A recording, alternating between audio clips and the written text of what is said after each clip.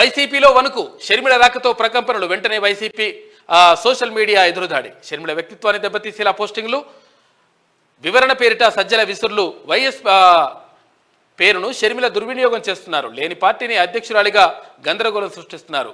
బాబుకు ఉపయోగపడేందుకే జగన్పై ఈర్ష్యతో అని చెప్పేసి సజ్జల రామకృష్ణారెడ్డి అంటా ఉన్నాడు. షర్మిల సమక్షంలో కాంగ్రెస్లో చేరిన మంగళగిరి వైసీపీ ఎమ్మెల్యే ఆళ్ల రామకృష్ణారెడ్డి.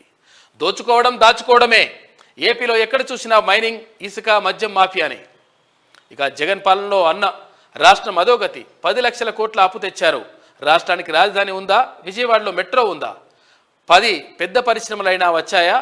3 కాదు, ఒక్క రాజధాని అయినా కట్టారా అని చెప్పేసి ఇక్కడ షర్మిల అడుగుతూ ఉంది. రాహుల్ను ప్రధాని చేయడం వైఎస్ కళ, బిడ్డగా నెరవేర్చేందుకు కృషి చేస్తా అని చెప్పేసి వైఎస్ షర్మిల చేసినటువంటి వ్యాఖ్యలు చూసుకోవచ్చు. మొత్తం మీద 2 చోట్ల పనిచేసే హక్కు నాకుంది, ఎవరో వదిలిన బాణాన్ని కాను, తెలంగాణలో నియంతను గద్దెదించా అని చెప్పి షర్మిల అంటా ఉంది. ఆమె సమక్షంలో పార్టీలోకి ఆల్లా అంటూ ఒక వార్త కనిపిస్తూ ఉంది. హోదా కోసం ఉద్యమాలు చేసిన జగన్ రెడ్డి బీజేపీకి తొత్తుగా మారారు. మణిపూర్లో క్రైస్తవుల చచ్చిపోతున్న బీజేపీకి మద్దతిస్తున్నారు. మీరు మనుషులేనా అన్న షర్మిలపై ధ్వజం అంటూ ఒక వార్త కనిపిస్తుంది.